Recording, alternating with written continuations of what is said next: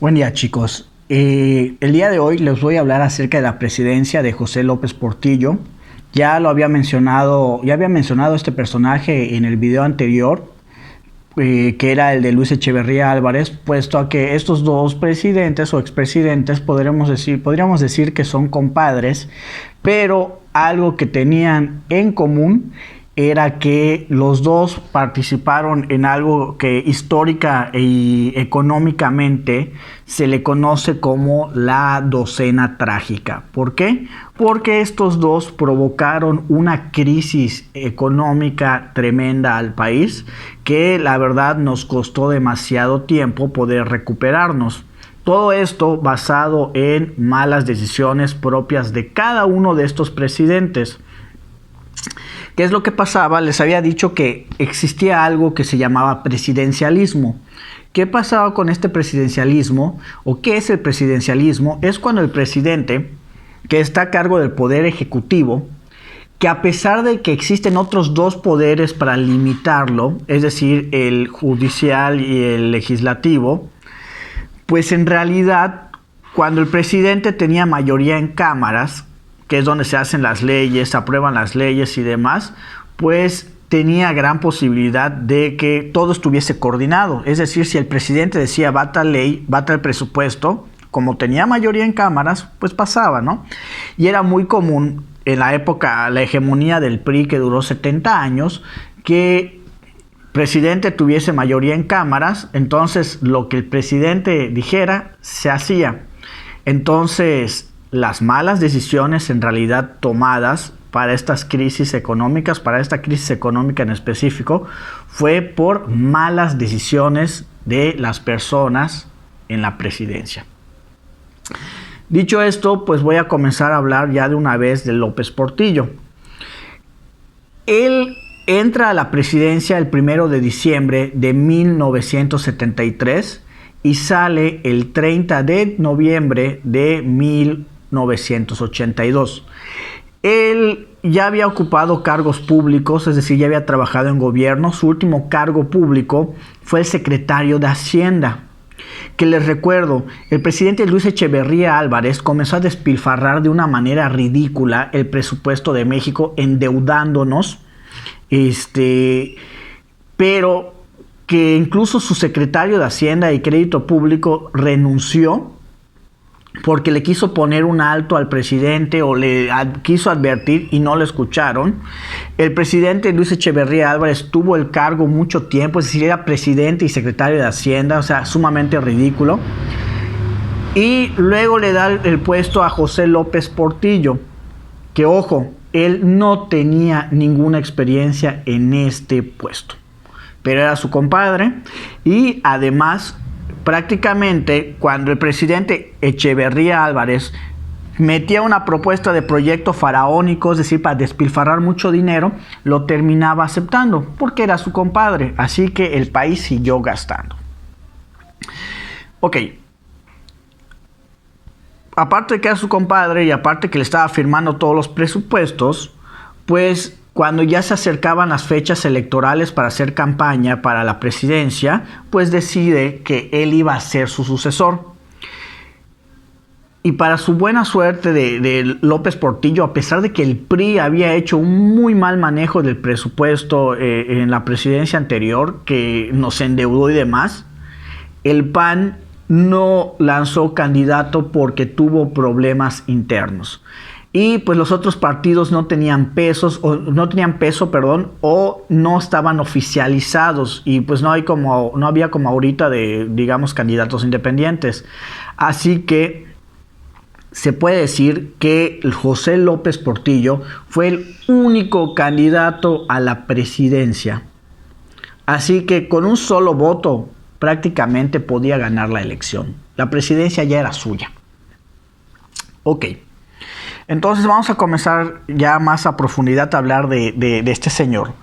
Este señor quería que lo vieran con la imagen del clásico macho mexicano, como el estereotipo de alguien muy viril que tomaba decisiones muy fuertes y demás.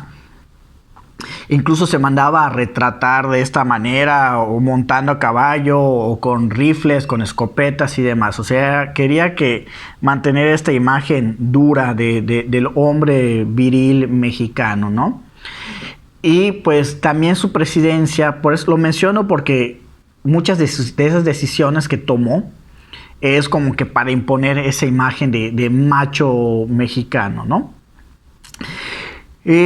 Bueno, el señor ya sabía que su compadre lo había dejado con una crisis económica. Así que entre los primeros discursos a los que sale a hablar López Portillo, se dirige hacia los pobres y dice que la sociedad tenía una deuda con ellos y que él se comprometía a que en su sexenio iba a acabar con la pobreza, que su principal compromiso era con esta clase social marginada, que prácticamente la sociedad los había olvidado, que los había marginado y que era momento de comenzar a trabajar para ellos. Les había dicho, pues ya se había dado una devaluación del peso después de varios sexenios que no había pasado esto gracias al modelo de desarrollo estabilizador. Ante esta situación, José López Portillo propone un nuevo modelo económico porque el de su compadre no funcionó. El nombre del modelo era Modelo de la Alianza para la Producción, que este modelo lo dividió en 3 pasos. Cada uno de los pasos iba a ser de 2 años, pues lo que duraba el sexenio. En el primer paso, se iba a dejar de gastar en proyectos faraónicos o en proyectos innecesarios. Prácticamente se iba a ahorrar dinero durante 2 años, es decir, no vamos a gastar a menos que sea indispensable. Vamos a ser completamente austeros. En los siguientes 2 años, es decir, en la etapa 2, es comenzar a buscar dónde invertir. En todo eso que ya se ahorró, vamos a buscar dónde invertir, que sepamos que va a haber un gran margen de ganancia y que México iba a comenzar a tener pues, un desarrollo y un crecimiento económico. Y pues digamos que en la tercera etapa, es decir, los 2 últimos años, es prácticamente comenzar a recoger los frutos de lo que ya se invirtió. Este era el plan que sonaba bastante cuerdo. Sin embargo, pasó lo siguiente para su buena suerte, pero luego vamos a ver qué giros inesperados da la vida. Para su buena suerte, un científico, un especialista, se acerca a él y le dice: señor presidente, hemos encontrado yacimientos de petróleo. Solo que estos yacimientos de petróleo, antes los yacimientos, digamos que eran vía terrestre, es decir, en tierra se excavaba y de ahí se sacaba. De hecho, esos yacimientos ya estaban casi secos, los terrestres ya estaban casi secos. México también ya se estaba quedando sin, digamos, reserva de petróleo y teníamos que estar comprando incluso una parte de Arabia Saudita, lo que nos encarecía productos como, por ejemplo, la gasolina. Se acerca un científico, un especialista, y le dice: señor presidente, desde el sexenio pasado tenemos conocimiento de que hay más petróleo en México, pero son yacimientos marítimos. Se lo propusimos a otros presidentes, a Echeverría Álvarez también, pero como son marítimos no se quisieron arriesgar porque tiene muchas implicaciones en contra de la naturaleza, puede provocar maremotos, si perforas mal, pues puede contaminar el agua, no se quisieron arriesgar. ¿Qué pasaba? La economía estaba tan hundida que pues Echeverría, y aparte ya no nos querían dar préstamos en Estados Unidos y el Fondo Monetario Internacional, estábamos hundidos en deudas. Entonces se le acercan a López Portillo, le plantean la situación y él dice: pues vamos a arriesgarnos. Por lo que inicialmente se abren 3, pues, vamos a llamarles plantas o perforaciones, para ya comenzar a trabajar lo que viene siendo la extracción del petróleo. Y efectivamente habían miles o millones de litros de de petróleo, por lo que acá el señor presidente comenzó a ver una gran oportunidad. Y también, para su buena suerte, la principal competencia era Arabia Saudita, la cual entró a una crisis o un conflicto interno, que se estaban peleando por la zona, y ellos, digamos que, vamos a hacer una analogía, tuvieron que cerrar la llave del petróleo, o ya no podían distribuir tanto, a lo que México, al haber encontrado 3 yacimientos de petróleo y que ya teníamos un excedente, pues prácticamente, y que ya Arabia Saudita estaba bloqueado momentáneamente, México se convertiría en el exportador número 1 de petróleo.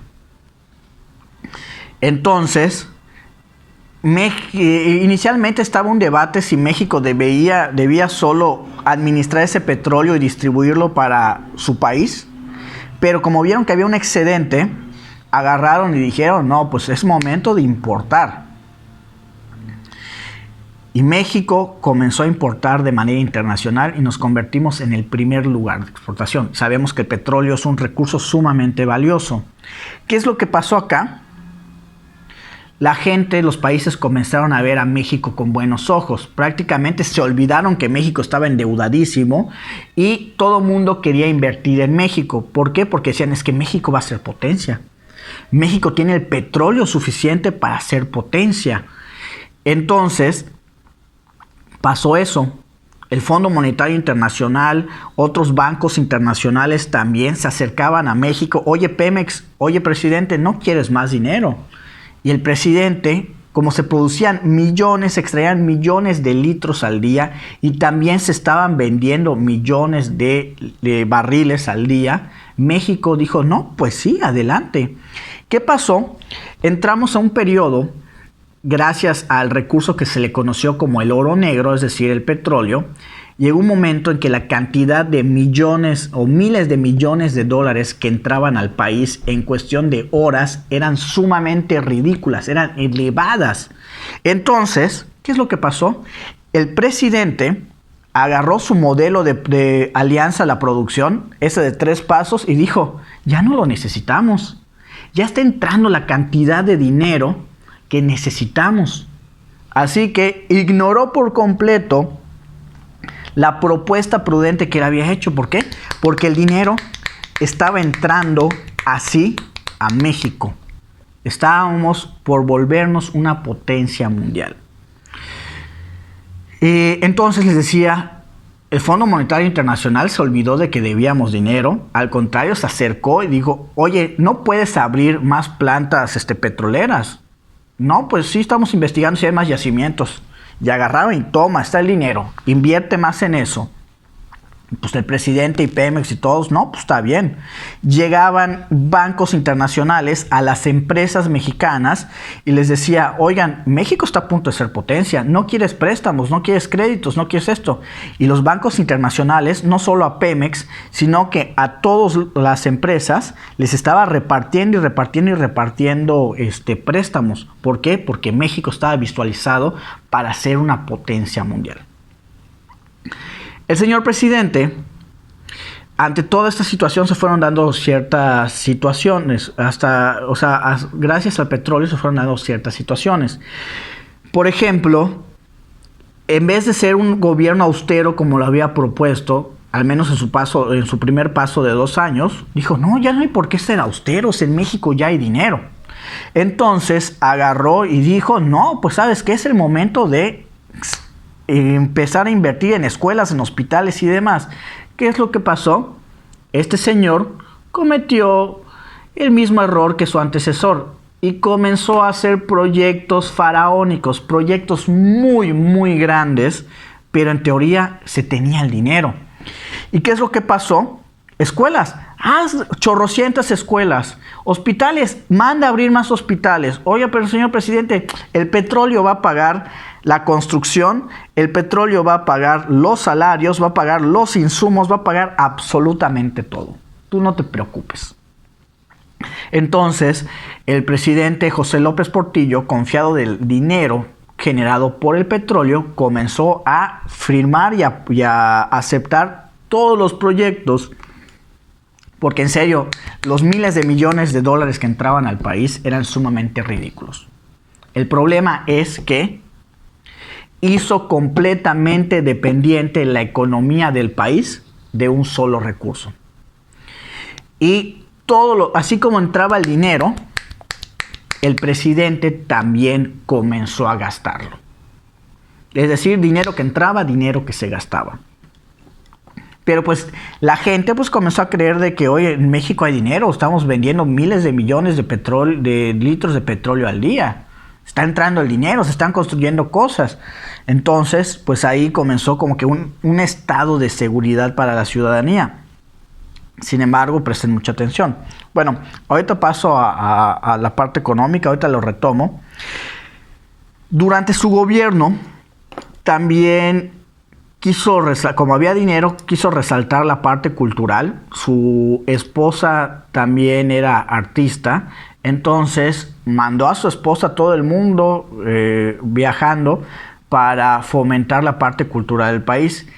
Empezó una época a la que se considera, bueno, no época, comenzó un fenómeno político que ya existía, pero fue muy evidente en este gobierno.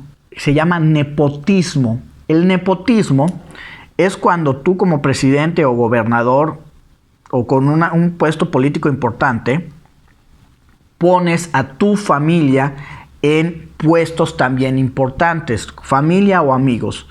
Esto es sumamente ilegal, es anticonstitucional incluso, porque se puede prestar para cuestiones de corrupción, entonces no debería ser permitido, pero a este señor le valía y ponía a sus familiares en secretarías sumamente importantes, a sus hijos, a sus cuñados, a su hermana, absolutamente todos, y pues había muchos problemas por esa cuestión, porque incluso estas personas no sabían del área, pero con tal también de ganar buen dinero y hacer su chanchullo, pues ahí estaban.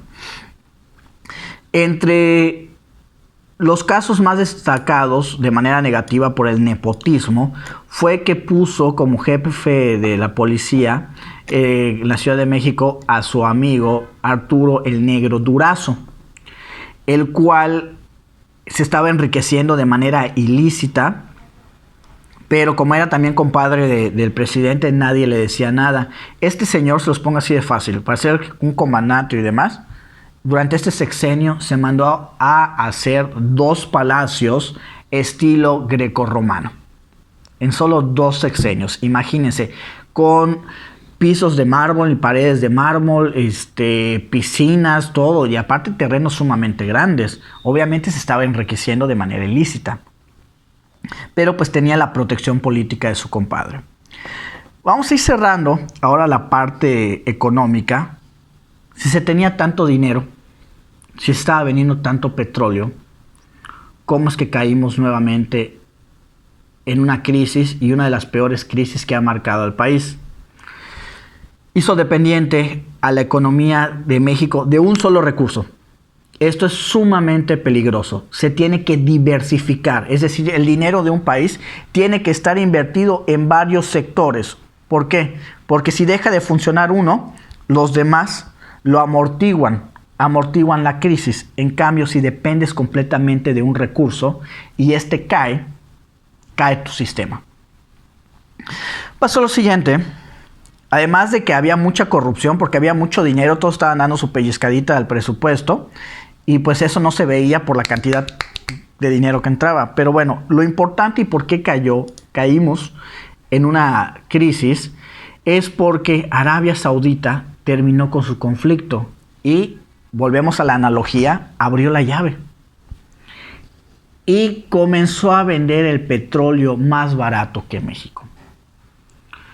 Entonces, lo que debió hacer México, lo que debió hacer el presidente, era bajar el precio o al menos igualarlo al precio de Arabia Saudita. De hecho, el presidente de Pemex lo hizo, pero lo hizo sin autorización, y el presidente fue y lo regañó y prácticamente pidió su renuncia. Presidente, tenemos que igualar los precios. No.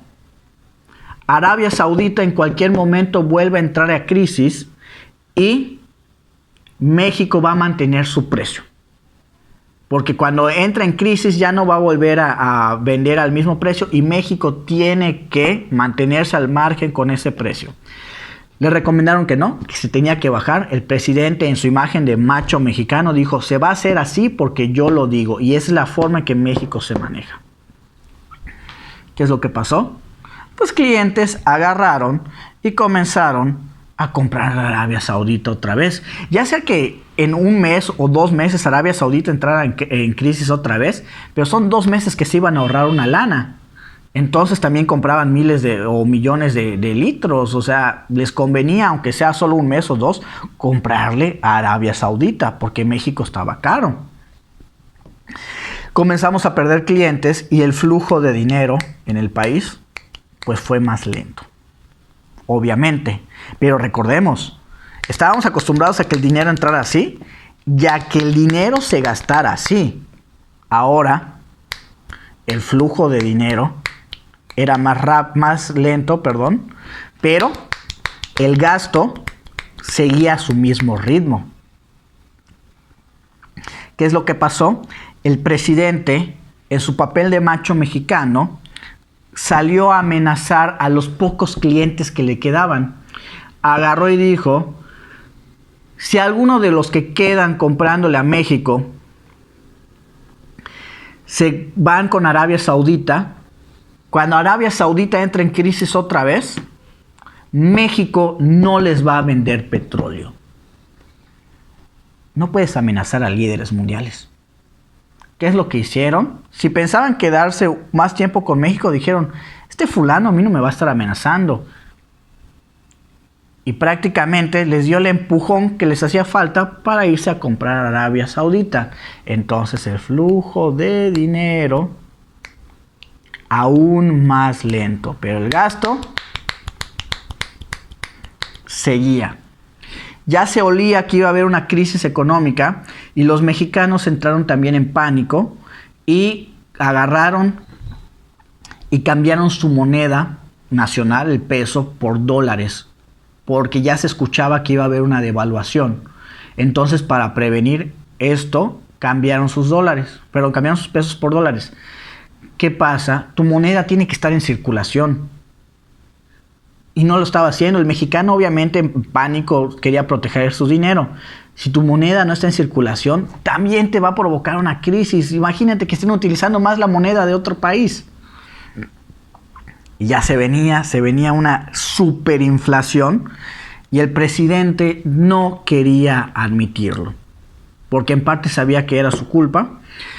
Pero también hay un famoso dicho: peso devaluado, presidente devaluado. Entonces, el señor estuvo buscando todos los métodos, pero no.